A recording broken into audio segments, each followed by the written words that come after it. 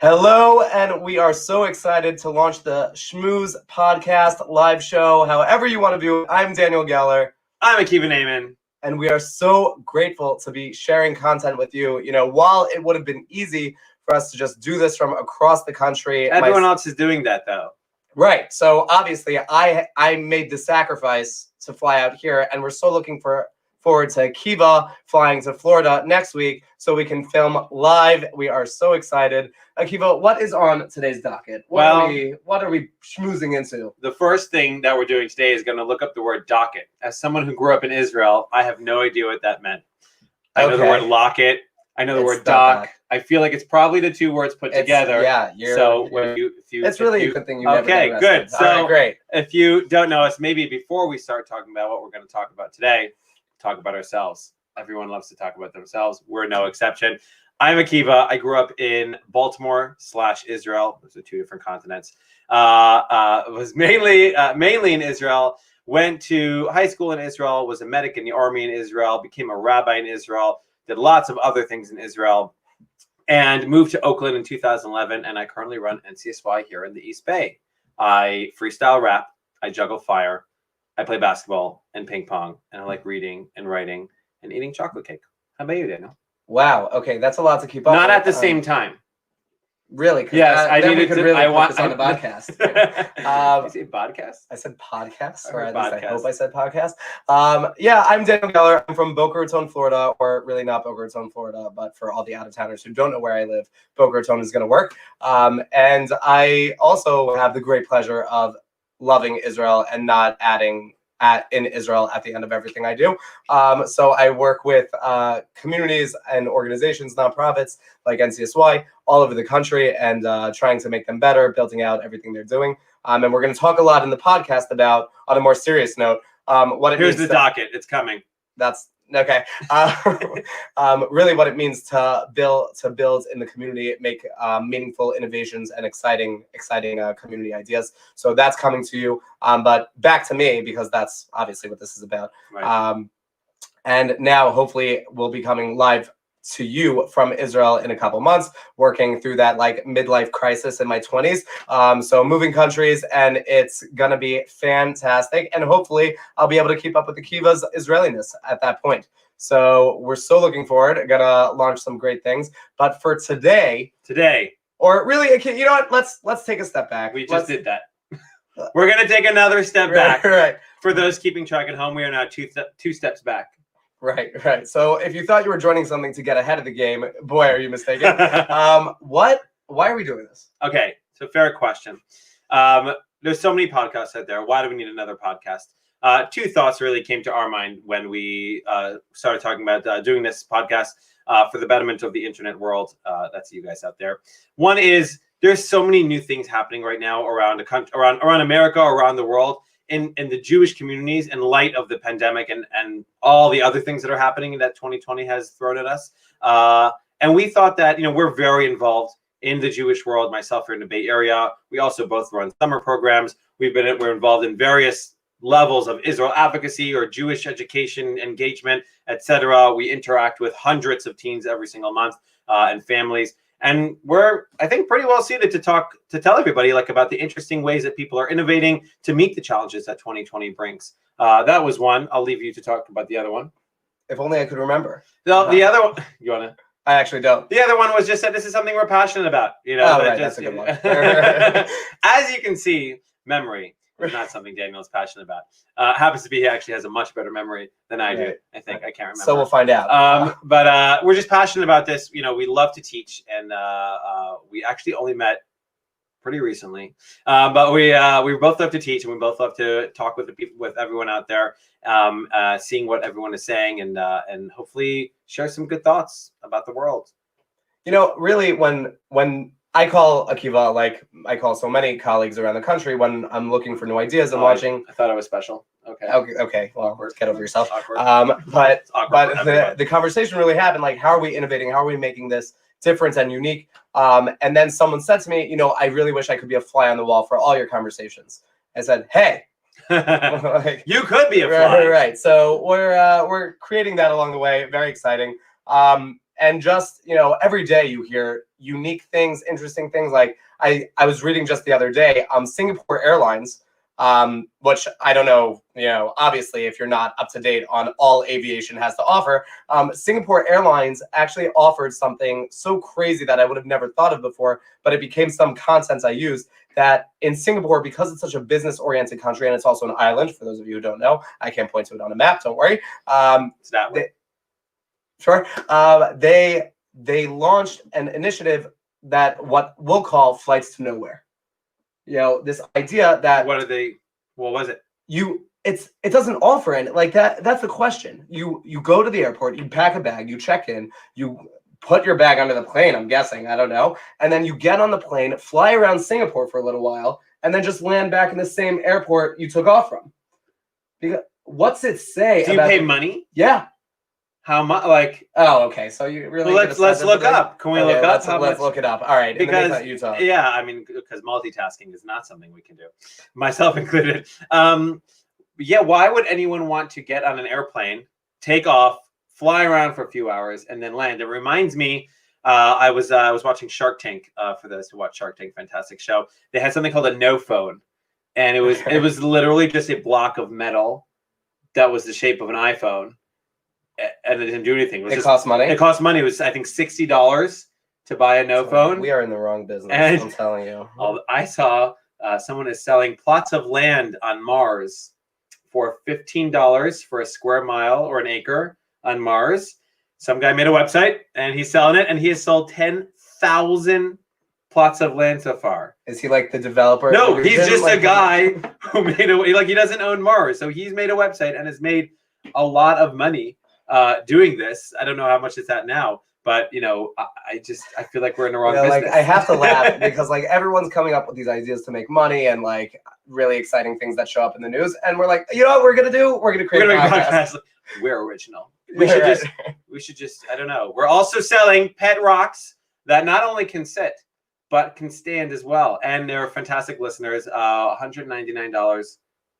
It's like remarkable because I met the people in your community who are so sophisticated, and you're like the guy. You want to buy a tire? They flew me in. First of all, I could sell those rocks. I'm sure you can. I'm gonna quit this podcast and go sell rocks for a living. All right. Well, one of the main things we wanted to talk with you about today, other than no phones, Mars, rocks, and Singapore. It was all flights, planned. All planned. We're actually the people selling the. Well, how about rocks from Mars? That you'd buy. I could sell that. Do we have to paint them ourselves? No, we just have to go to Mars and get them. But it's okay because I bought a plot of land for $15. Oh, I did. It's just because it's funny. It's shtick. This is why this guy has money and we don't. For the people who don't know what shtick means, I don't even know what it. Shtick is like gimmick. It's like it doesn't do it justice. Well, nothing does Yiddish words justice. Is there any real justice anymore? Well, classic California. Okay, fine. All right, Shtick, look it up. Anyways, today we wanted to talk about an interesting developing story in Florida. Daniel here is from Florida, so why don't you kick it off? But it was certainly very shocking. It's made its way across America in terms of headlines. We actually talked about it in a club. When I say club, I mean what we call our Jewish classes for our local public schoolers. Where no alcohol is served. Where no alcohol is served. Certainly not on Zoom. And it's definitely, anyways. Taught by actually a local 12th grader. Very interesting. Daniel, tell us what we're talking about. Well, it's honestly unclear. The beginning part's very clear. In 2018, a principal at Spanish River High in Boca Raton, Florida. So safe to assume that this school has quite a few Jewish students. It does. Right. It's not even an assumption. I'll tell you. They have quite a few thousand Jewish students. Really? I think the school has like 3,500, 4,000 students, and at least 25, 50, 40%, 50% are Jewish. Wow. You know, so we're talking about, the guy definitely has exposure to the world. And he put out a statement. He responded to a parent in an email saying that I can't say, and like I'm going to botch it a little bit, but basically the direct quote, I can't say that the Holocaust is a factual historical event because I'm an employee of the school districts here. And it obviously just sparked outrage like you can't imagine. To think that Holocaust denial is so blatant in our community. You're not talking about, a school out in the middle of Arizona that has no Jews in its district. Or Thailand. or Thailand for all of our viewers in Thailand. We're talking about someone who, this is just ignorance on the highest level, and the community went ballistic. It's absurd that anyone, and he's a principal. This isn't like a guy who's like, I work for the school district mopping the floors. He has a significant say in what happens in his school, and it just happened that they suspended him pending an investigation. According to the school board, the investigation itself was botched completely. Oh, really? I didn't see yeah. that. Okay. So, and this particular principal has like a history with the school board. So they reinstated him just a couple of weeks ago, the week of October 7th, and gave him $152,000 in back pay. Wow. So we're talking about like a guy who hasn't worked and got $152,000 of tax dollars. We're talking about here, and now what's the response? What do you tell students who are saying like, we're fearful about anti-Semitism and Holocaust denial? I emailed the school board myself saying, what should I tell my students? That how should they have faith in their school board, in the people making decisions when they've come to such an immoral, unethical decision that is completely against the mission statement of the school board and education. And that's where we are. So, so really where we are. Okay. The community, we put every ounce of effort into just a campaign. Email your representatives because they can reverse the decision on reinstatements. So that's where we are right now. The school board said they have never received this many emails, this many voicemails. That's good, on any issue in their history, and they are obligated to read all of those emails and to listen to all those voicemails, which what's up on the mind, and the total time is over 21 hours of voicemails that they're obligated to listen to. So that's where we are. But I think the bigger concern, when we zoom out and make this a global issue, what do we talk about educators who are, I'm gonna take a step back, which is the theme. We're now 3 steps back of this podcast. If he had said, I can't confirm slavery in America happened, would he still have a job? Right. I don't. And not only would he not have a job, in my opinion, he would never have a job ever again. Right. You come out with a statement like that in today's climate, and rightfully so, you're probably not going to have a job ever again. To deny history, while one would think it's like crazy, it would not be heard, and unfortunately has a voice for some reason. Right. I think that goes back to with the advent of accessibility through the internet, and anyone can publish any opinion, anytime, anywhere, for anyone. They're all experts, and everyone's an expert suddenly. So then there's always someone, and many someones, who are going to listen. And if you come out there and say like, let me tell you how history is written, right? What's that line? History is written by the victors. History is written by the victors. Right. So, okay, I'm going to say history is written by the people who comment on Facebook nowadays. Okay. Right? History is written almost by anyone nowadays. I'll tell you, let me tell you how it happened, right? Even 9/11, when people, we're not gonna get too political right now, but when certain people say certain things happened in America without pointing out the facts, that distorts history. And within the next 5 years, there won't be any Holocaust survivors left around. I mean, according, and we hope that. I mean, we hope everyone, lives a full, life of 120 years. But, according to how things work, within the next 5 to 10 years, there probably won't be any Holocaust survivors left. That's really scary because, and I was just speaking about it with some students. I went to Poland after my 11th grade, and we're going to wrap this up in about 3 minutes. I went to Poland at the end of my 11th grade, and it changed my entire life. It changed my whole, the way I look. And I grew up in Israel, but the way, and I grew up fully observant, but the way I viewed, like I knew the Holocaust had happened, but I didn't know much more than that. And when I went to Poland, it wasn't just about going to Poland, which we think that everyone should do, and some type of a summer trip or March of Living or whatever that may be. We went with a survivor, and we went with a survivor who was a twin, who was in Auschwitz. Wow. And the stories he told, I'm certainly not going to tell them here, but when you hear it from the person who it happened to, it's a lot, it's very different than reading about it or watching a video about it. And as amazing as the writing and the videos that are out there, for someone like you or me, or maybe even many of our listeners who are growing up, like, of course the Holocaust happened. But if you grew up in the middle of Thailand, where else are we talking about? Utah, whatever, in the middle of, that where you don't have a large Jewish community, you probably were never taught about the Holocaust. You might not know about it. You may have had like one class and one time in world history about it, and that's it. And then when you have someone else coming, and I've actually researched Holocaust denial websites and asked questions like, how many death camps were in Germany? 0. Zero. Right. There were only concentration camps, if I'm remembering correctly. Right. So you throw out facts that are facts, but completely distort what actually happened. I think that it's terrible that this teacher was reinstated, and I think the school needs to make a statement by not reinstating him. So it is important to note he was reinstated. Like, this is what we call being a promotion out of the way. He was reinstated to an administrative post in which he works for the school district. But it's still I'm saying it's still not it's education. Owning it's education. It's not owning the fact that this person denied history. Right. Forget about it. Also, just the Jewish people. There are many other millions of people, gays, gypsies, blacks, etc., that were killed in the Holocaust. It's denying history for 11+ million people. It's denying, and not even only about those 11 million people. It's denying a historical fact that happened less than 100 years ago. Right. Or even if it didn't happen less than 100 years ago. It's denying history. You can't deny history and get away with it. When we start creating a culture here in America where you can deny history and everything's an opinion, everything. You know, right. Everyone's entitled to their own facts. No, you can't. I don't think that everyone is entitled to their own facts. Right. As a senator, right? Oh, why would you know? What are you saying? Not sophisticated. Shoot, I want to say Senator Moynihan was. I don't even know. Memory: Daniel 0, Akiva 2. Right. You're entitled to your own opinion. You're not entitled to your own facts. Right. So exactly.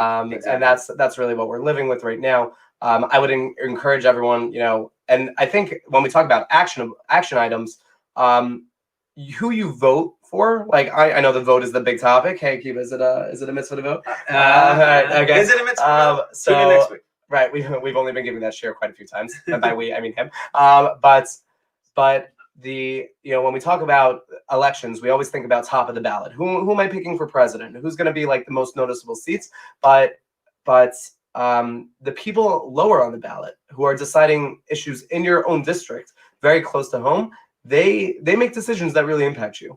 And a lot of people, they won't fill those boxes out, or they'll just pick the name that seems the nicest to them, or whatever it may be. But we all have that imperative. The beauty of democracy is not only that we pick who represents us, or really a republic, but that they're accountable to their constituents. And that's what we're with now. Obviously, for future schmooze episodes, we'll definitely like so many stories came to mind when you were talking. Right. Obviously, I'm not listening to what you're saying. But totally. But what were you saying? So this is like obviously a topic that requires a deep dive.